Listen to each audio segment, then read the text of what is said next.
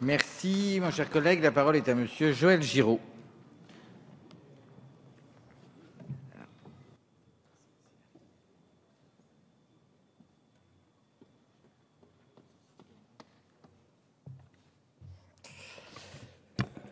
Monsieur le président, madame la garde des Sceaux, mesdames, messieurs les présidents de la commission des lois et des finances, mesdames et messieurs les rapporteurs, chers collègues, dans le cadre du PLF 2015 et du cadre budgétaire contraint de redressement des comptes publics, avec un objectif de 19 milliards d'euros d'économies pour l'État, le groupe 2RDP tient à saluer l'effort consenti à l'endroit du ministère de la Justice, qui plus est afin de soutenir une noble cause, à savoir l'amélioration de l'accès au droit pour le justiciable. L'augmentation de 100 millions d'euros du budget du ministère de la Justice pour l'année 2015, avec un équivalent de 77 millions pour la période 2014-2017, est à relever, de même que la création de 1834 postes équivalents temps plein travaillés sur la période 2014-2017. Cette augmentation des crédits alloués au ministère de la Justice participe de l'objectif de la justice pour le XXIe siècle, J21, mis en œuvre par la garde des Sceaux, avec la volonté de mise en place d'une justice plus proche et plus protectrice des droits des justiciables. Garantir un égal accès, dans des délais raisonnables et à des coûts acceptables à l'ensemble des justiciables, apparaît comme un objectif nécessaire et devant être encouragé.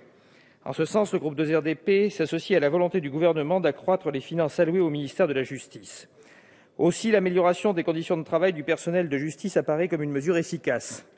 En effet, l'amélioration du statut des greffes et l'adaptation des cadres d'emploi afin de correspondre aux besoins des juridictions est une initiative pertinente, les personnels de greffe étant des interlocuteurs privilégiés, permettant d'éviter les lenteurs de jugement et de favoriser la mise en conformité de la France envers les juridictions européennes en vue d'accélérer les délais de jugement. Il faut également saluer l'augmentation des moyens alloués à l'administration pénitentiaire, avec une augmentation du plafond d'autorisation d'emploi entre 2014 et 2015 de 946 équivalents temps plein, pour la mise en œuvre de la loi de 2014 sur l'individualisation de la peine, la création de 528 équivalents temps plein supplémentaires apparaît importante pour mettre en œuvre une politique de prévention de la récidive efficace. Ces moyens permettent de correspondre aux engagements pris par la garde des Sceaux en faveur de la réinsertion et de sanctions alternatives à l'incarcération. En ce sens, l'augmentation des moyens alloués en faveur de la réinsertion ainsi que l'augmentation du personnel constituent une action devant être encouragée. Toutefois, il nous semble nécessaire de s'inquiéter sur la diminution des crédits alloués à la protection judiciaire de la jeunesse, d'autant plus que cette diminution est connue par la PJJ depuis le projet de loi de finances pour 2013. Or, l'investissement dans des structures destinées aux jeunes est nécessaire pour prévenir la délinquance des mineurs et éviter la récidive.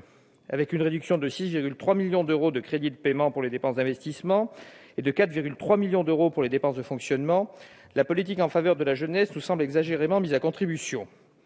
Nous nous interrogeons également sur la question des crédits alloués aux interceptions téléphoniques judiciaires.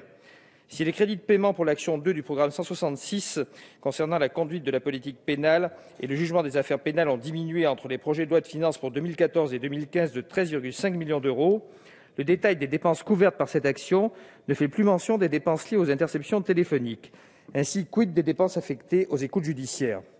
Enfin, il nous paraît important de souligner le respect des engagements pris par la garde des Sceaux lors de l'examen du budget de la justice pour 2013 par la suppression de la taxe de 35 € due par un justiciable qui a introduit une instance en justice. Cette mesure était effectivement attentatoire au principe de libre et égal accès des citoyens à la justice. Pour finir, et pour toutes ces raisons, vous l'aurez compris, le groupe des Radicaux de gauche votera les crédits de la mission Justice. Je vous remercie. Merci, mon cher collègue.